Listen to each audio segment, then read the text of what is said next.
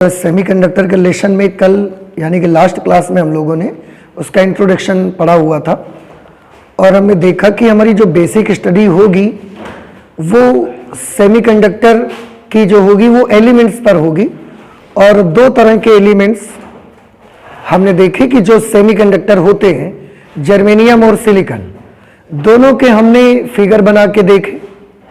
तो उनमें हमने पाया कि जर्मेनियम हो या सिलिकॉन, दोनों की लास्ट जो ऑर्बिट होती है, दोनों का जो आउटर मोस्ट सेल होता है उसमें 4 इलेक्ट्रॉन्स पाए जाते हैं, ठीक है। और हम लोग ये भी बात कर चुके थे कि आउटर मोस्ट सेल में टोटल नंबर ऑफ जो मतलब सीट्स अवेलेबल होती हैं, total number of energy states जो अवेलेबल होते हैं, उपलब्ध होते हैं, वो टोटल कितने होते हैं? 8। लेकिन वहां पर इलेक्ट्रॉन्स कितनों में केवल भरे रहते हैं? 4 में। नहीं याद आया आपको? भाई आउटर मोस्ट सेल में एटम के इंडिविजुअली एग्जिस्ट करने के लिए या उसको स्टेबल होने के लिए आउटर मोस्ट सेल में टोटल 8 प्लेसेस होते हैं, 8 जगहें होती हैं, 8 इलेक्ट्रॉन रह सकते हैं वहां पर। लेकिन जर्मेनियम और सिलिकॉन में रहते कितने हैं? केवल 4। इसका मतलब 4 स्टेट्स अभी भी खाली रहते हैं। और उन 8 जो स्टेट्स आपको बताए गए थे कि टोटल अवेलेबल स्टेट्स 8 हैं, लेकिन उन 8 स्टेट्स में से 2 एनर्जी स्टेट किसके होते हैं? एस लेवल के, और 6 एनर्जी स्टेट्स किसके होते हैं? पी लेवल के, ठीक है। जिनमें से एस लेवल के कितने एनर्जी स्टेट भरे हुए रहते हैं? दोनों भरे रहते हैं। और पी लेवल के कितने एनर्जी स्टेट्स भरे होते हैं? केवल 2 भरे होते हैं। अभी भी कितने खाली रहते हैं उसपे? उसमें अभी भी 4 एनर्जी स्टेट्स खाली रहते हैं, ठीक है। तो ये थोड़ा सा हमने देखा। और अब हम ये देखना चाहते हैं कि अगर हम एटम्स को, वो हमने उस समय की स्थिति है, वो समय की कंडीशन है जब एटम्स एक दूसरे से दूर दूर रहते हैं। एटम्स अगर एक दूसरे से बहुत दूर दूर हैं, उस समय उनके एनर्जी स्टेट्स इस तरीके से डिस्ट्रीब्यूट रहते हैं। लेकिन जब क्रिस्टल का फॉर्मेशन होता है, क्रिस्टल बनता है, उस समय उन एटम्स को एक दूसरे के नजदीक आना पड़ता है। भाई क्रिस्टल बनने के लिए बहुत सारे एटम्स को ऐसा नजदीक आना पड़ेगा और बहुत सारे एटम मिल करके एक क्रिस्टल तैयार करेंगे, जर्मेनियम का हो या सिलिकॉन का हो। तो क्रिस्टल जब तैयार होता है तो बहुत सारे एटम्स को एक दूसरे के पास आना पड़ता है, और जब वो एक दूसरे के नजदीक आते हैं तो उनके एनर्जी लेवल्स में चेंज आ जाता है। क्योंकि जब वो अकेले रहते हैं तो केवल अपने इलेक्ट्रॉन्स और न्यूक्लियस के बीच ही इंटरेक्शन होता है। जब बहुत सारे नजदीक आते हैं तो एक दूसरे के बीच भी इंटरेक्शन स्टार्ट हो जाता है, जिसकी वजह से उनके एनर्जी स्टेट्स जो होते हैं, उनके एनर्जी लेवल्स में बदलाव आ जाता है। तो एटम के बीच का जब स्पेस कम होता है, एटम के बीच का स्पेस क्यों कम होगा? क्रिस्टल बनाएंगे। क्रिस्टल बनेगा तो वो पास पास रहते हैं, क्रिस्टल नहीं बनेगा तो इंडिविजुअल एटम कितना भी दूर दूर आप रख लो। तो जब क्रिस्टल बनता है तो एटम्स को पास पास आना ही पड़ता है। तो जब वो पास पास आते हैं तो उनके एनर्जी स्टेट्स में बहुत सारे बदलाव हमको देखने को मिलते हैं। तो उनके बीच की दूरी के अकॉर्डिंग, जब उनके बीच की दूरी ज्यादा होती है, स्पेस ज्यादा होता है, तो एनर्जी स्टेट्स का तरीका भी अलग होता है, एनर्जी स्टेट्स का डिस्ट्रीब्यूशन भी अलग रहता है। और जब वो एक दूसरे के नजदीक आते हैं और क्रिस्टल बनाते हैं तो उनके एनर्जी स्टेट्स का मेथड चेंज हो जाता है, यानी कि उनके जो एनर्जी लेवल्स हैं वो डिस्ट्रीब्यूट हो जाते हैं, रीडिस्ट्रीब्यूट हो जाते हैं, उनका पुनर्वितरण हो जाता है। किस तरह से पुनर्वितरण हो जाता है, इसी बात को आज हम लोग समझेंगे एक छोटे से ग्राफ से, जो कि आपको जगह जगह पर मिलेगा। ये ग्राफ बना हुआ आपकी किताबों में बना रहता है। तो उस ग्राफ को हम थोड़ा सा समझेंगे कि अगर एटम अलग अलग है तो उसके एनर्जी स्टेट्स किस तरीके से डिस्ट्रीब्यूट रहते हैं, और एटम्स ने पास पास आकर के अगर कोई क्रिस्टल फॉर्म किया है तो एनर्जी स्टेट्स में क्या बदलाव आ जाता है, क्या परिवर्तन आ जाता है। उसके लिए ऑलरेडी हमने एक ग्राफ बना के रखा हुआ है, और ये ग्राफ आप सभी लोग देख रहे हैं, इस समय आपके बोर्ड पर बना हुआ है, ठीक है। अब इसमें से हम इसको समझना स्टार्ट करते हैं, ठीक है। आप थोड़ा ध्यान से देखिए। हम सबसे पहले तो ये मान लेते हैं कि ये जिसका भी ग्राफ है, चाहे वो सिलिकॉन का हो या वो जर्मेनियम का हो, किसी एक का ग्राफ है, कि हमने मान लिया कि हमने जो क्रिस्टल लिया है, जिस क्रिस्टल के लिए हम ये ग्राफ बनाए हैं, उस क्रिस्टल में एक से ज्यादा एटम होंगे, तो हमने मान लिया उसमें n एटम्स हैं। माना कि सिलिकॉन अथवा जर्मेनियम के किसी क्रिस्टल में परमाणुओं की संख्या कितनी है, n।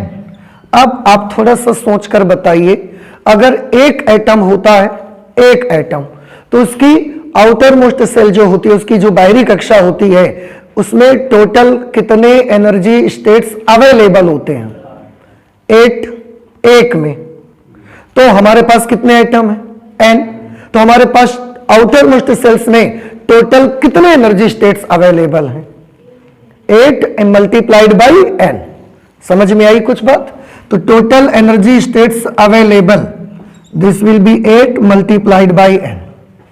क्या ये बात आपको समझ में आ गई? एक बार फिर से सुन लीजिए कि एक एटम में अगर एक एटम होता है तो उसकी बाहरी कक्षा में कुल कितने ऊर्जा स्तर उपलब्ध होते हैं? 8। और हमने कितने परमाणु माने हुए हैं? n। तो एक परमाणु में 8 ऊर्जा स्तर अवेलेबल हैं, तो n परमाणुओं में कितने ऊर्जा स्तर अवेलेबल हैं? फिर 8 है, वो हमने यहां नोट कर दिया। ओके, अब ये मुझे बताइए, एक परमाणु में बाहरी कक्षा में कितने इलेक्ट्रॉन भरे हुए रहते हैं? 4। एक परमाणु की बात मैं करता हूं, तो एक परमाणु में आउटर मोस्ट सेल में कितने एनर्जी स्टेट्स में इलेक्ट्रॉन रहते हैं? 4 एनर्जी स्टेट्स में। और यहां तो कितने एटम्स हमने लिए हुए हैं? n। तो कितने एनर्जी स्टेट्स उसमें से भरे हुए रहेंगे? 4 मल्टीप्लाइड बाई n। ये तो बड़ा सिंपल है। एक परमाणु में 4 एनर्जी स्टेट्स फील्ड रहते हैं, तो n परमाणुओं में कितने एनर्जी स्टेट्स फील्ड रहेंगे? 4n। ये बात क्लियर हो गई? अभी भी कितने एनर्जी स्टेट्स खाली हैं? 4n। अभी भी एनर्जी स्टेट्स क्या है? खाली हैं।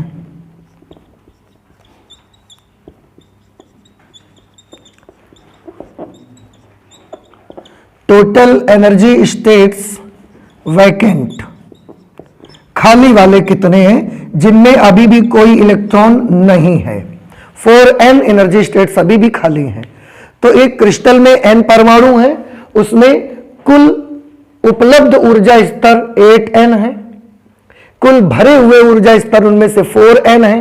अभी भी 4n ऊर्जा स्तर ऐसे है जिनमें कोई इलेक्ट्रॉन नहीं है, वो सब खाली है। ठीक है? और एटम दूर दूर है। अब उस समय से बात करना स्टार्ट करेंगे। तो देखो, ग्राफ जो बना है उसमें ये जो लाइन आप देख रहे हैं, एक्स एक्सिस, इसमें हम स्पेस बिटवीन 2 एटम्स दिखाएंगे, परमाणुओं के बीच का डिस्टेंस। अभी इतनी दूर है तो क्या होगा, इतने पास आएंगे तो क्या होगा, इतने पास आएंगे तो क्या होगा, और जब क्रिस्टल बन जाएगा उस समय क्या होगा, ये हम स्पेस दिखाएंगे एटम्स के बीच का। और ये जो हाइट आप देख रहे हैं, हाइट से हम दिखाएंगे एनर्जी स्टेट्स को, एनर्जी लेवल्स को, ऊर्जा स्तरों को दिखाएंगे ऊंचाई से। जो कम ऊंचाई पर होगा हम ये बोलेंगे कि इसका एनर्जी लेवल कम है, और जो थोड़ी ज्यादा हाइट पर होगा हम बोलेंगे इसका एनर्जी लेवल ज्यादा है। तो कम हाइट क्या रिप्रेजेंट करेगी? Lower energy level. ज्यादा हाइट क्या रिप्रेजेंट करेगी? Higher energy level. ठीक है? अच्छा, अब हम अपने ग्राफ पर आते हैं और थोड़ा ध्यान से देखिए।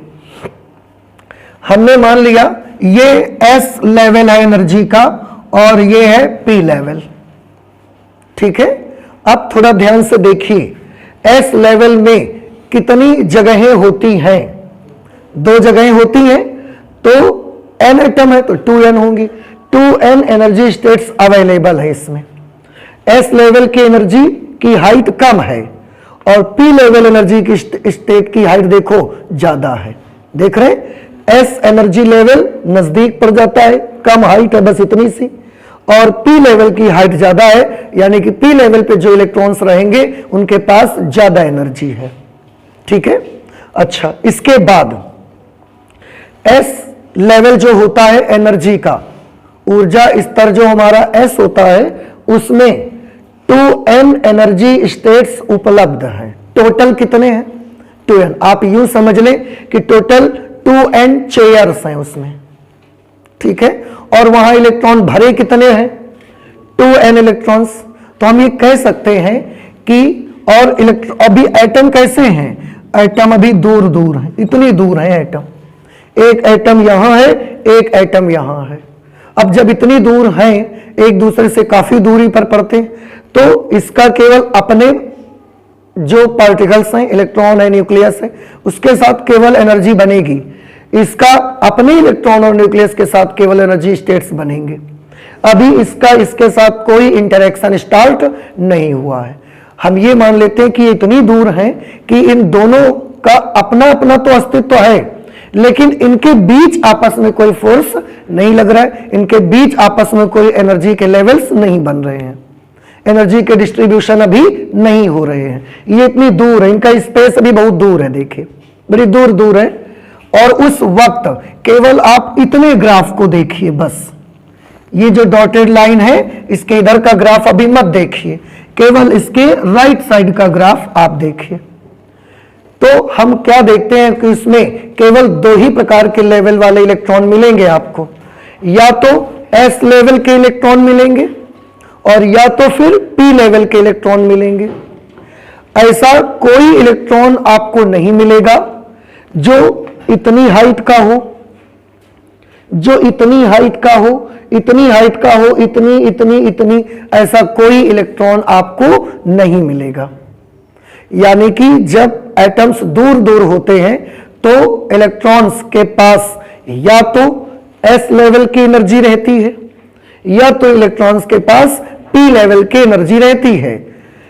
इतनी एनर्जी, इतनी हाइट वाली, इतनी हाइट वाली, इतनी हाइट वाली या इतनी हाइट वाली, कोई एनर्जी इलेक्ट्रॉन के पास नहीं होती। कोई इलेक्ट्रॉन ही ऐसा नहीं होता जिसके पास इतनी ऊर्जा हो, जिसके पास इतनी ऊर्जा हो, इतनी ऊर्जा हो, ऐसा कोई इलेक्ट्रॉन वहां पर अवेलेबल नहीं होता हमारे पास।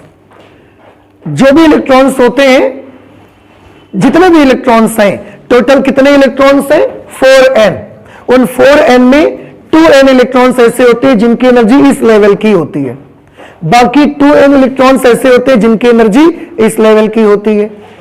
कोई ऐसा इलेक्ट्रॉन आपको नहीं मिलेगा जिसकी एनर्जी इस लेवल की हो, इस लेवल की हो, इस लेवल की हो, इस लेवल की हो, कोई इलेक्ट्रॉन नहीं रहता वहां, ठीक है।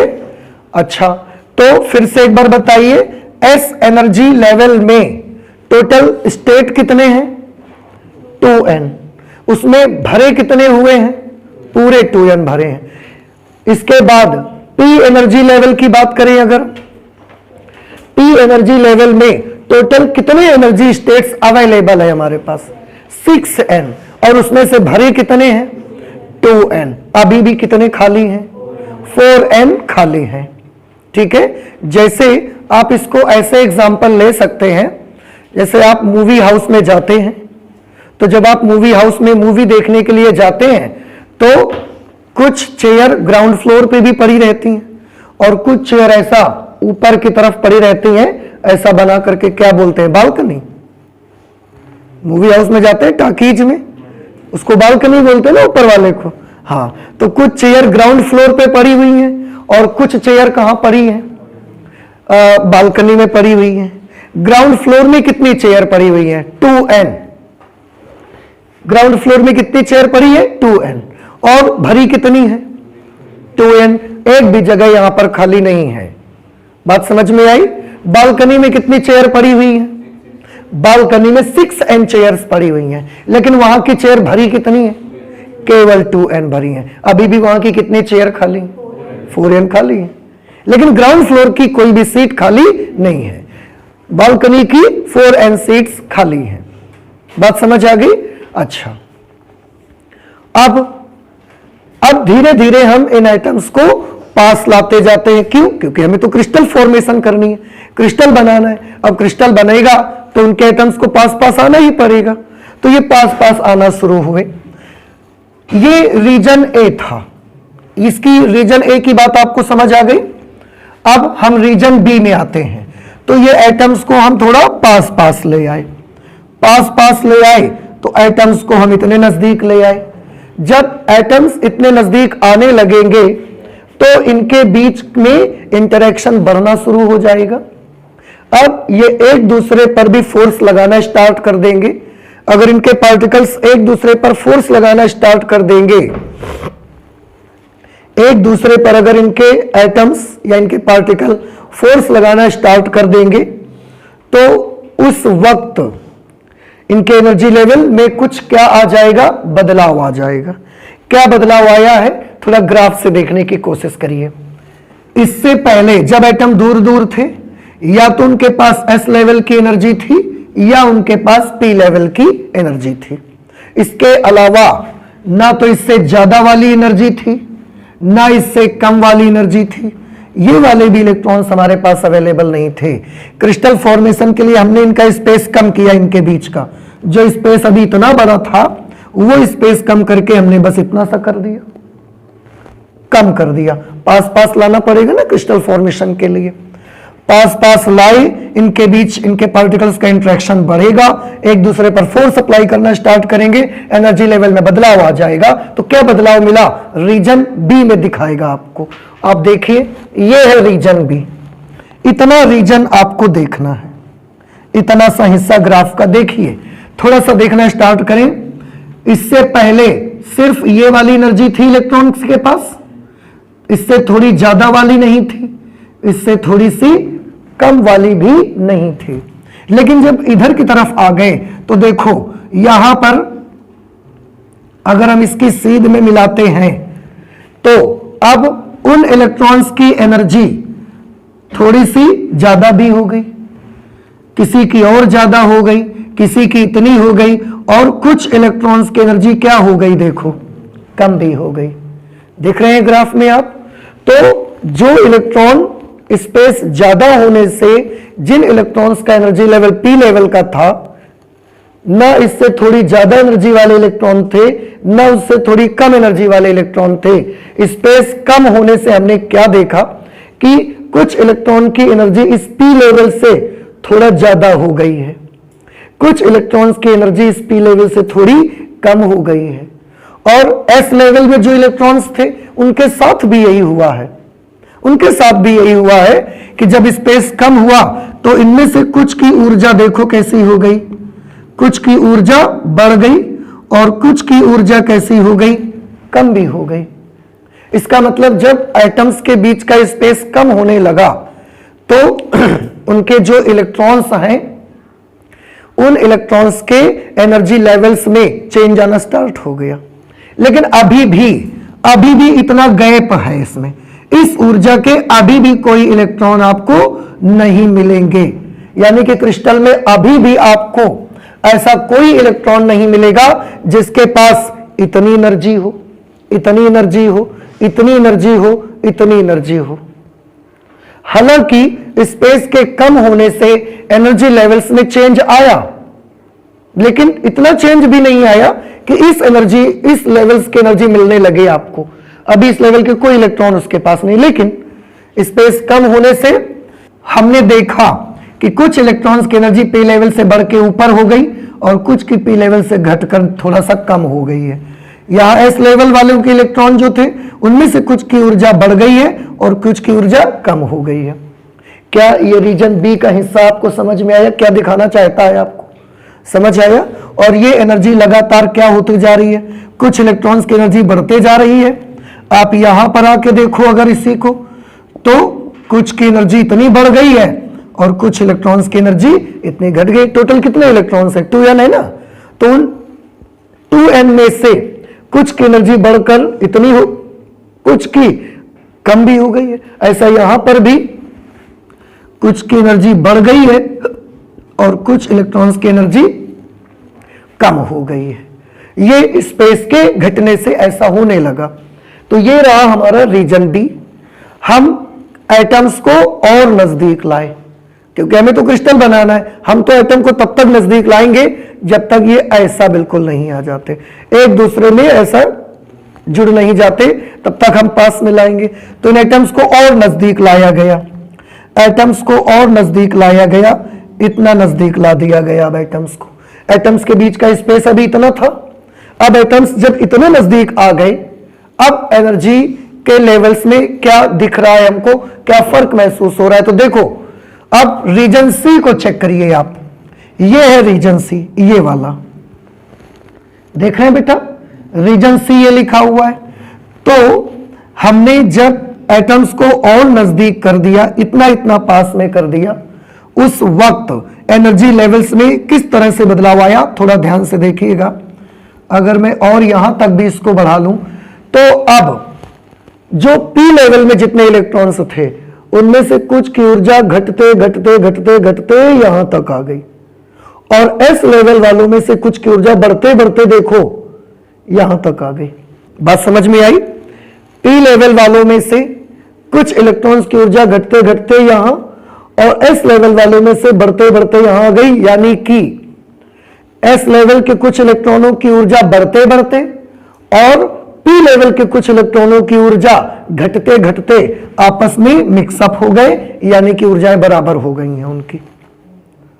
जब स्पेस ज्यादा था तो एस लेवल वाले इलेक्ट्रॉनों की ऊर्जा कुछ अलग ही थी, पी लेवल वाले इलेक्ट्रॉनों की ऊर्जा अलग ही थी। लेकिन अब देखो जब स्पेस इतना रह गया, तो जो इलेक्ट्रॉन पी लेवल में रहते थे वो इलेक्ट्रॉनों की एनर्जी कम होते होते और एस लेवल वालों की एनर्जी बढ़ते बढ़ते एक दूसरे के बराबर हो गई।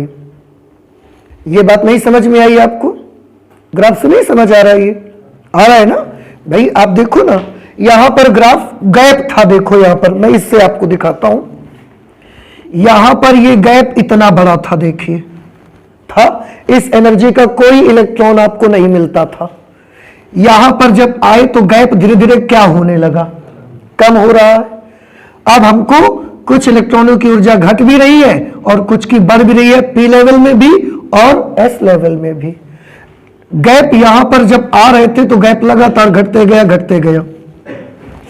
जब रीजन सी में पहुंचे तो गैप बिल्कुल खत्म हो गया। देखिए अब किस एनर्जी के इलेक्ट्रॉन आपको मिलते हैं, तो आंसर है हमें इस एनर्जी के इलेक्ट्रॉन भी मिलते हैं, हमें इस लेवल वाले इलेक्ट्रॉन भी मिलते हैं, हमें इस लेवल वाले भी मिलते हैं, इसके मिलते हैं, इसके भी मिलते हैं, इसके भी मिलते हैं, इसके इसके इसके इसके इसके इसके हर लेवल के इलेक्ट्रॉन सब हमको मिलते हैं।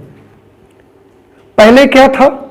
पहले आपको इस लेवल के इलेक्ट्रॉन मिलते थे, इस एनर्जी स्टेट्स के इलेक्ट्रॉन मिलते थे, इस एनर्जी स्टेट के मिलते थे, इसके मिलते थे, लेकिन इस एनर्जी स्टेट्स के इलेक्ट्रॉन नहीं मिलते थे। देखिए आपको समझ आया? और रीजन सी में क्या हो गया? पी लेवल्स में जो भी इलेक्ट्रॉन थे उनमें से कुछ की ऊर्जा घटते घटते और एस लेवल वालों में से कुछ की ऊर्जा बढ़ते बढ़ते आपस में कैसी हो गई, बराबर हो गई कुछ की ऊर्जा। ये बात समझ आ गई अब आपको?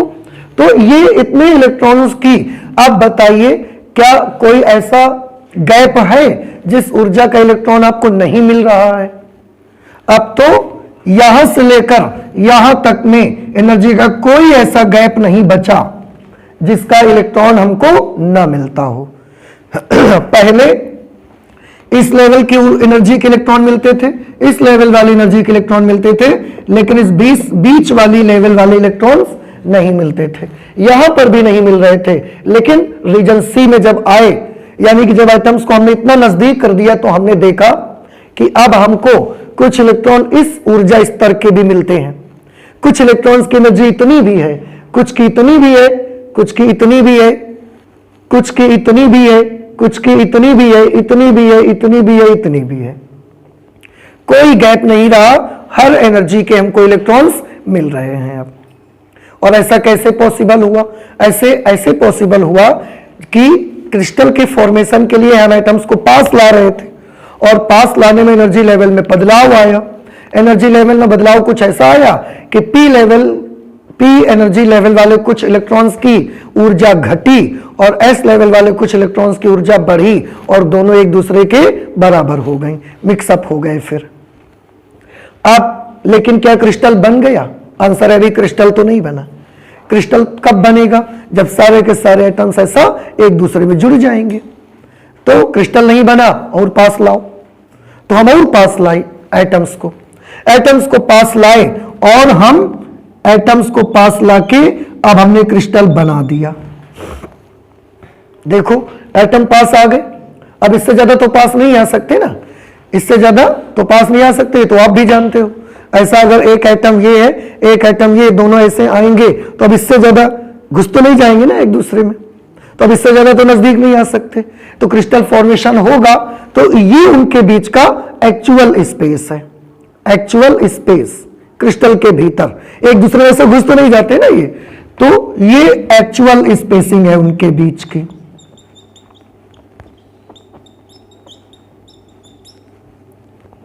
एक्चुअल स्पेसिंग है उनके बीच की, यानी कि क्रिस्टल बन गया। अब जब क्रिस्टल बन गया तो हम काफी ईगर हैं ये देखने के लिए, हम काफी उत्सुक हैं ये देखने के लिए कि इस समय एनर्जी का क्या हुआ है उनकी।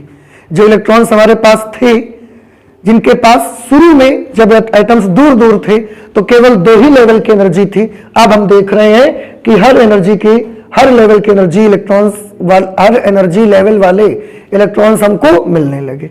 अब हम ये देखने के लिए उत्सुक है कि जब क्रिस्टल बन गया है, अब जो इलेक्ट्रॉन्स वहां पर मौजूद हैं उनकी एनर्जी का लेवल्स क्या है, उनकी एनर्जी के स्टेट्स क्या है, हम ये देखना चाहते हैं।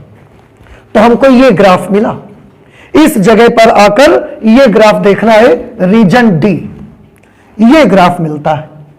इसमें क्या देखा हमने, इसमें हमने देखा कि हमको आगे जाकर ये पूरा का पूरा ग्राफ केवल 2 हिस्सों में बट गया, 2 टुकड़ों में विभाजित हो गया।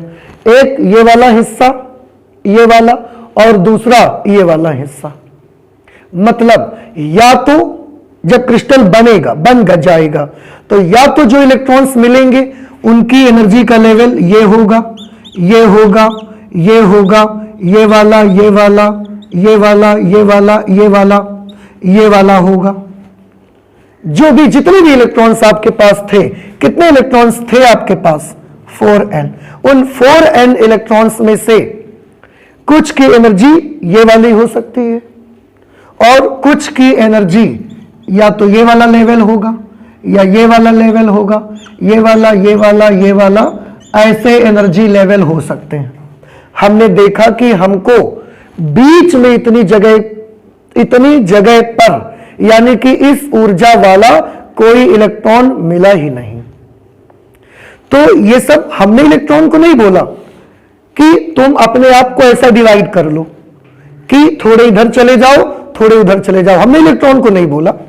ये तो हम उसको जब पास ला के क्रिस्टल हमने बनाया और उसके एनर्जी लेवल्स का, उनके बीच के स्पेस से हमने एक ग्राफ तैयार किया, वो ग्राफ में हमको ऐसा मिला। हमने उसको ऑर्डर नहीं दिया कि आप ऐसा करो, लेकिन ये हमको मिला। तो हमको अगर मिला तो हम इसी की स्टडी करते हैं फिर कि अब हमको जितने भी टोटल 4n इलेक्ट्रॉन्स हमारे पास थे, 2n s लेवल के, 2n इलेक्ट्रॉन p लेवल के, टोटल कितने इलेक्ट्रॉन्स थे, 4n। उनमें से कुछ इलेक्ट्रॉन हमको इन एनर्जी लेवल्स के मिलते हैं और कुछ इलेक्ट्रॉन्स हमको इन एनर्जी लेवल्स के मिलते हैं। 4n इलेक्ट्रॉन्स में से ऐसा कोई इलेक्ट्रॉन हमको नहीं मिलता जिसके पास इतनी एनर्जी हो, इतनी एनर्जी हो, इतनी, इतनी, इतनी, इतनी, इतनी।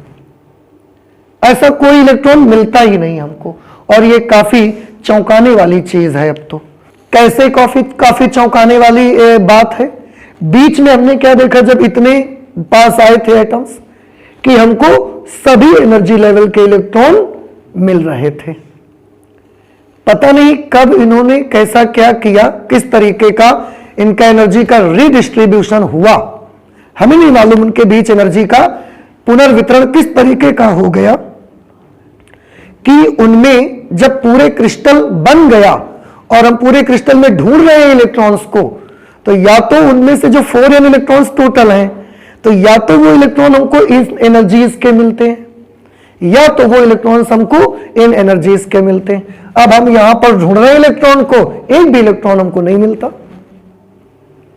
तो इसमें हमारी तो कोई गलती नहीं है, ये तो ग्राफ बनाया और ग्राफ में हमको मिला, तो हम क्या करें, ऐसा होता है। इसका मतलब है यहां पर एनर्जी का क्या हो गया, गैप। कोई इलेक्ट्रॉन इतनी ऊर्जा का आपको नहीं मिलेगा। तो इतनी सी जगह को अब यहां पर हम इसको हटा देते हैं तो थोड़ा सा ज्यादा समझ आएगा आपको। यहां पर ऊर्जा का गैप हो गया, क्यों? इस एनर्जीज के इलेक्ट्रॉन्स मिलते हैं इस एनर्जी लेवल्स के इलेक्ट्रॉन मिलते हैं, लेकिन इन एनर्जी लेवल्स के इलेक्ट्रॉन नहीं मिलते। इसका मतलब है यहां पर क्या हो गया, इतनी दूरी तक एनर्जी का गैप हो गया। गैप हो गया मतलब इतनी ऊर्जा के इलेक्ट्रॉन आपको नहीं मिलते। तो इसका नाम हमने रख दिया एनर्जी गैप। क्या नाम रख दिया? Energy gap. इसको आप और अगर नाम देखेंगे तो इसको बोला गया फॉरबिडेन एनर्जी गैप, जिसे हिंदी में निषिद्ध ऊर्जा क्षेत्र कहा जाता है। निषिद्ध ऊर्जा क्षेत्र आप देखते हैं कहीं कहीं लिखा होता है निषिद्ध क्षेत्र, प्रोहिबिटेड एरिया, यानी कि वहां पर आप बिना इजाजत अंदर नहीं जा सकते, या वहां पर आपका अंदर जाना मना है, प्रोहिबिटेड है, आप नहीं जा सकते। तो यहां पर इतनी ऊर्जा के इलेक्ट्रॉन हमको नहीं मिलेंगे, इसलिए यह एनर्जी गैप फॉरबिडेन है। इसको हम हिंदी में बोलते हैं निषिद्ध ऊर्जा क्षेत्र। क्या बोलते हैं? निषिद्ध ऊर्जा क्षेत्र। हमारे पास जगह नहीं है, हम बाद में लिख देंगे उसको, ठीक है। अच्छा, ये बात समझ में आ गई।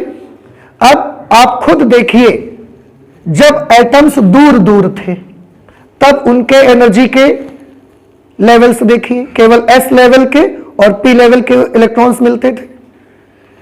जब पास पास लाके हमने क्रिस्टल तैयार कर दिया, अब या तो हमको इन एनर्जीज के इलेक्ट्रॉन्स मिलेंगे या तो हमें इन एनर्जी लेवल्स के इलेक्ट्रॉन मिलेंगे, और बीच में इस एनर्जीज के हमको कोई भी इलेक्ट्रॉन नहीं मिलेंगे।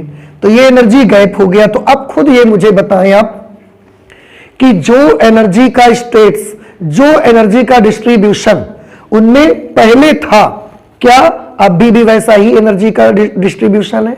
अब तो वैसा नहीं है, अब तो क्या हो गया, थोड़ा सा बदल गया, चेंज हो गया। इसका मतलब है जब भी क्रिस्टल बनता है तो एटम्स का या इलेक्ट्रॉन्स के एनर्जी लेवल्स में उनके ऊर्जा स्तरों में क्या आ जाता है, बदलाव। बात समझ में आ गई। अब इसमें से आपको मैं बताऊं, दो हिस्से बन चुके हैं, एक हिस्सा अपर रीजन और दूसरा लोअर रीजन। ये जो लोअर रीजन है इसका एक नाम रखा गया। और हां, एक चीज तो मैं बताना भूल रहा हूं आपको, मैं बता देता हूं आपको। और एक बात देखकर काफी हैरानी थी। हैरानी ये थी, पहले यहां पर कितने एनर्जी स्टेट्स अवेलेबल थे? 2n एनर्जी स्टेट्स अवेलेबल थे। और ऊपर में कितने एनर्जी स्टेट्स अवेलेबल थे? 6n। बात समझ में आई। लेकिन अब हम देखते हैं कि ये निचले हिस्से में 4n एनर्जी स्टेट्स अवेलेबल हैं। कितने एनर्जी स्टेट्स अवेलेबल हैं? 4n एनर्जी स्टेट्स अवेलेबल हैं। और ऊपर में देखने जाते हैं तो यहां पर भी 4n एनर्जी स्टेट्स अवेलेबल हैं। पहले इनका डिस्ट्रीब्यूशन कैसा था देखो, पहले 2ns वाले में थे और 6np वाले में थे। तो टोटल कितने हो गए? 8n। अब है 8n, वो नहीं बदले, लेकिन अब उन्होंने अपनी चेयर्स कैसे बदल ली कि 4n यहां हो गई स्टेट्स और 4n एनर्जी स्टेट्स वहां हो गए, बदल गया। और ये बिल्कुल वैसा ही एग्जाम्पल हो गया जैसे अभी हमने मूवी हाउस का एक एग्जाम्पल आपको दिया कि पहले ग्राउंड फ्लोर में कितनी सीट पड़ी थी बताओ? 2n। लोग कितने बैठे थे? 2n, एक भी सीट खाली नहीं थी, ठीक है। बालकनी में कितनी सीट्स पड़ी हुई थी? 6n। बैठे कितने लोग थे? 2n बैठे थे। वहां 4n कैसी थी? खाली थी। तो टोटल सीट्स कितनी थी उस मूवी हाउस में? 8n। अब जब आप दोबारा गए, क्रिस्टल का फॉर्मेशन हो गया, उस वक्त क्या देखा? ग्राउंड फ्लोर में कितनी सीट पड़ी है? 4n। Very good. और अब बालकनी में कितनी सीट्स हैं? यानी कि वहां की 2n सीट्स उठा के यहां आ गई, बदलाव हो गया। तो अब आप जाएंगे मूवी हाउस में, आप देखेंगे यहां कुछ चेंज हो गया। तो ये कब हुआ, इस केस में कब हुआ, जब ये क्रिस्टल का फॉर्मेशन हुआ, ये बदलाव आ गया। अब आप मुझे बताएं यहां पर कितने एनर्जी लेवल्स हैं, कितनी सीट्स पड़ी हैं ग्राउंड लेवल पे, 4n, और बालकनी में कितनी सीट्स हैं, टोटल कितने लोग हैं बैठाने के लिए, कितने लोग हैं आपके पास, आपके पास 4n लोग हैं। अरे 2n यहां बैठे थे, 2n यहां बैठे थे, नहीं समझ आया, अभी भी नहीं जड़ा दिमाग में, आ गया। तो टोटल अभी भी टोटल कितनी चेयर है आपके पास, 8n है, लेकिन डिस्ट्रीब्यूशन अब बदल गया है, 4n ग्राउंड फ्लोर में, 4n बालकनी में। लोग कितने हैं बैठाने के लिए, 4n। अब बताएं ये 4n लोग जो हैं ये कहां कहां बैठे, सुनिए मेरी बात, अगर वो 4n चाहें तो पूरे के पूरे 4n कहां बैठ सकते हैं, ग्राउंड फ्लोर पे भी बैठ सकते हैं। क्यों, क्योंकि अभी यहां पर भी कितनी सीटें हैं, 4n। और अगर वो 4n लोग चाहें तो पूरे के पूरे लोग चाहें तो कहां बैठ सकते हैं, बालकनी में बैठ सकते हैं। अब ये बात समझ में आ गई, क्योंकि ग्राउंड फ्लोर में कितनी सीट पड़ी है, 4n। आप ऐसे समझ लो ना, ग्राउंड फ्लोर में 4 सीट पड़ी है, बालकनी में भी कितनी सीटें पड़ी हैं, 4 पड़ी हैं। टोटल लोग कितने बैठने के लिए, 4।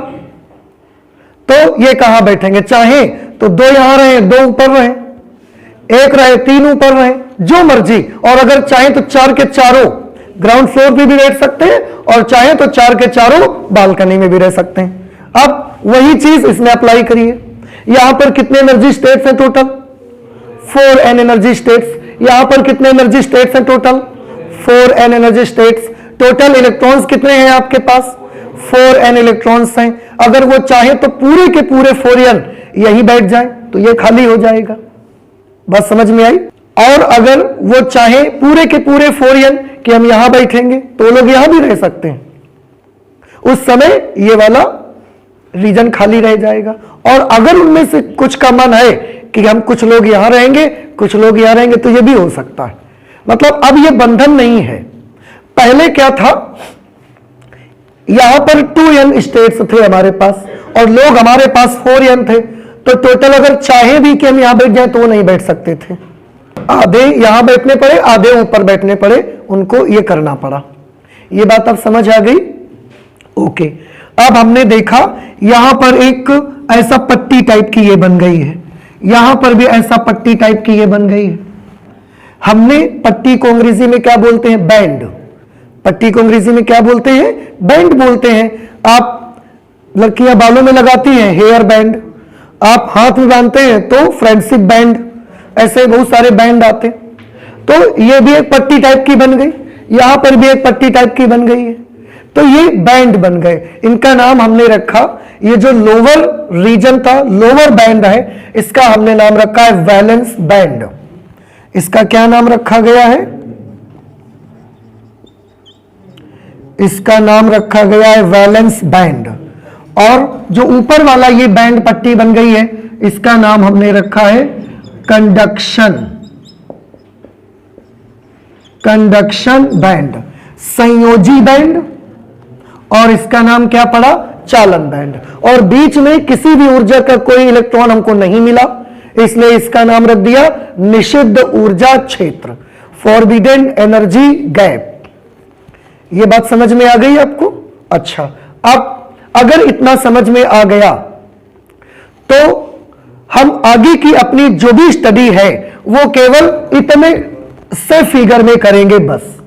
हमारी आगे की जितनी स्टडी रहेगी वो हमारी केवल बस इतने से फिगर से हुआ करेगी। और इस फिगर को बार बार मुझे इतना डिफिकल्ट फिगर बनाना मत पड़े, इसलिए हमने इसका एक इजी मेथड ढूंढ लिया।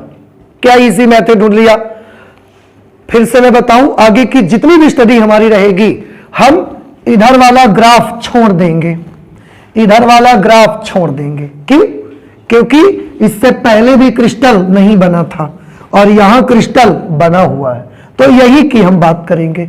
अब इतना केवल ग्राफ हम लोग स्टडी किया करेंगे, लेकिन इतना भी ग्राफ हम ऐसा नहीं बनाया करेंगे। कैसा बनाया करेंगे, आप थोड़ा ध्यान से देखिए। हाँ, यहां पर कुछ चीजें हमने की हैं, उनको नोट कर लिया जाए तो ज्यादा अच्छा लगेगा। जैसे यहां पर कुछ चीजें हमने नोट की थी, और यहां पर मैं एक चीज नोट कर लेता हूं, लोअर बैंड। एक लोअर रीजन है, लोअर रीजन को क्या नाम रखा गया है? लोअर रीजन का नाम रखा गया है वैलेंस बैंड, और एक आ गया है हायर रीजन, हायर रीजन, और इसका नाम क्या रखा गया है हायर रीजन का? Conduction band. इसका संयोजी बैंड और इसका चालन बैंड। और उन दोनों के बीच में क्या है? निषिद्ध ऊर्जा क्षेत्र, जिसे हम बोलेंगे फॉरबिडेन।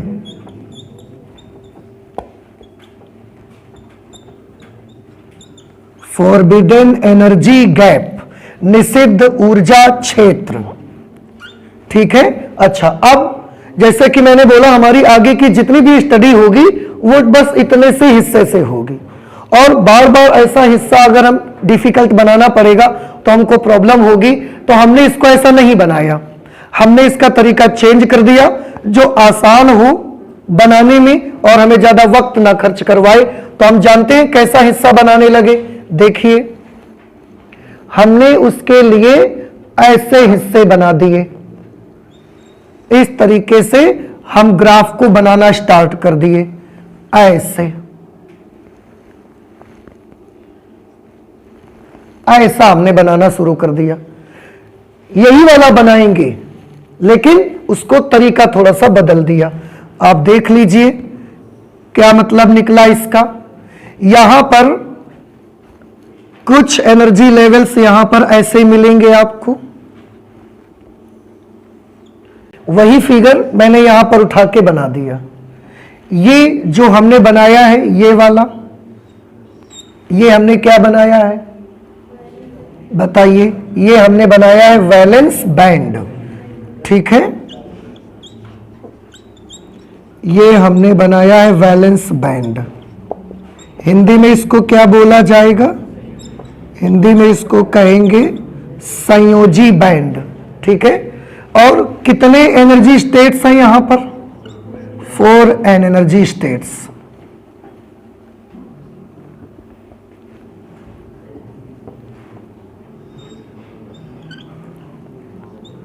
ये है 4n एनर्जी स्टेट्स। ठीक है। ये वाला जो बैंड है, इसका नाम क्या रखा हमने? कंडक्शन बैंड, हिंदी में चालन बैंड। ठीक है। और इसमें कितने एनर्जी स्टेट्स हैं? 4n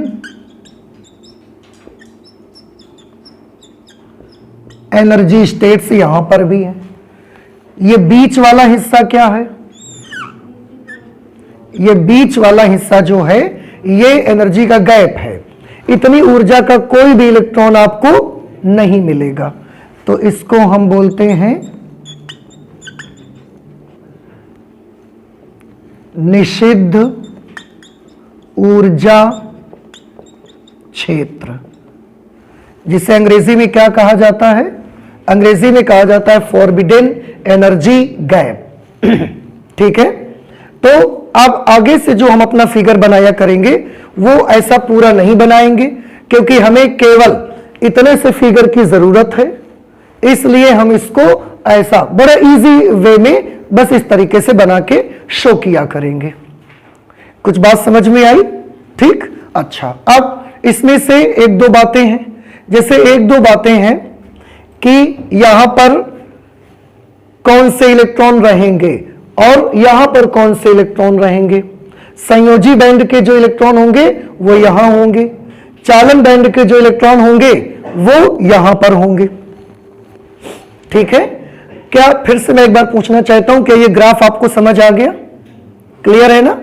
अच्छा, तो एक प्रॉब्लम आप सब लोगों को हो सकता है कि इस वाली जो पट्टी जैसी हमको दिखती है ऐसा बनाने से, इस वाले पट्टी को हमने एक नाम रखा है संयोजी बैंड, और ये भी एक पट्टी जैसी दिखती है तो इसका नाम रखा है चालन बैंड। अब आपके मन में क्वेश्चन जरूर आ रहा होगा कि इसे संयोजी बैंड और इसका नाम चालन बैंड क्यों रखा गया है। बात समझ में आई कि इस बैंड का नाम संयोजी बैंड और उस बैंड का नाम चालन बैंड क्यों रखा गया है, इसके पीछे एक सीक्रेट है और वो सीक्रेट हम लोगों को स्टडी करना है, लेकिन अब वो वाला हम पढ़ेंगे नेक्स्ट क्लास में। तो आज के लिए आप इसको समझ लें कि ये हमने एक ग्राफ देखा, ये किसके किसके बीच ग्राफ है, एनर्जी लेवल और एटम्स के बीच का स्पेस, उसके बीच का ये हमने एक ग्राफ बनाया हुआ। और जब क्रिस्टल बन जाएगा तो लास्ट में हमें उनके एनर्जी बैंड्स के ये ग्राफ मिल जाएगा। अब हम आगे की स्टडी पूरी इसमें करेंगे। नेक्स्ट क्लास में हम लोग ये सीखेंगे कि इसका नाम संयोजी बैंड और इसका नाम चालन बैंड हमने क्यों रखा हुआ है, ठीक है। और उसके बाद जब हम ये सीख जाएंगे, फिर उसके बाद अभी तक आपने देखा कि हमने सेमीकंडक्टर का वर्गीकरण किया है पिछली क्लास में। एक तो कंडक्टिविटी और रेसिस्टिविटी के आधार पर किया था, और दूसरा क्लासिफिकेशन एलिमेंट्स और कंपाउंड के आधार पर किया। अब आप देखेंगे नेक्स्ट क्लासिफिकेशन एक बार और करेंगे सेमीकंडक्टर का, लेकिन वो वाला क्लासिफिकेशन हम करेंगे एनर्जी गैप के आधार पर, एनर्जी बैंड के आधार पर वो वर्गीकरण किया जाएगा, और वो बहुत इंपॉर्टेंट है, एग्जामिनेशन में उससे जुड़े हुए क्वेश्चंस पूछे जाते हैं, ठीक है। तो आज हम अपनी फिजिक्स में इतना रखेंगे। आई होप कि ये चीज आपको अच्छे से समझ आई होगी, और इसके बाद इसके आगे की चीजें भी स्टडी करेंगे, लेकिन नेक्स्ट क्लास पे करेंगे, ठीक है। Thank you.